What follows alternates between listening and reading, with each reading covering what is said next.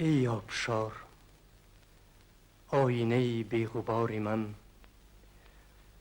یاری زمانی بچگی بیقراری من، از روزهای رفته توی یادگاری من.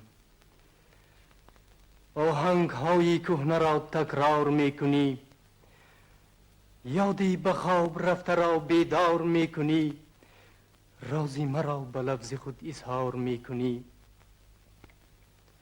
داری به یاد لحظه آن خوب منظری کامد به آب صبح دم آن کرته پرپری، پایی برهنه روی گل آن چوجه پری، موی سیاه بر قدی موزون چو آبشار، چشمی چو چشمه صفا، روی چو نوبهار، قدی به مثل شرشره لرزان و بی غبار.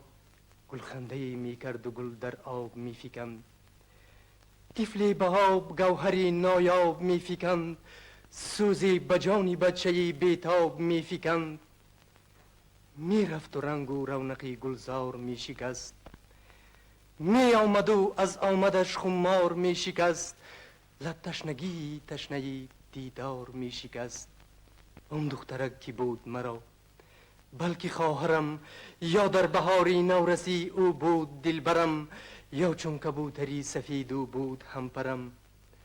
هر کس که بود او مرا از جان عزیز بود، جانم ز جام شربتی او ریز ریز بود. روزی که چون دو ساحلی دریا جدا شدیم، دریا صدا نموده و ما به صدا شدیم، در تارهای شرشره هر دو نوا شدیم. آن لحظه های بی بدل گویا به خواب رفت، عمری عزیزی بچگی مانند آب رفت، چون کبگیرو فر آمد و لیکن شتاب رفت. ای آبشار، باز بیا در کنار من، بنواز آن ترانه را چون یادگاری من، باری نمای صورتی آن نوبهاری من.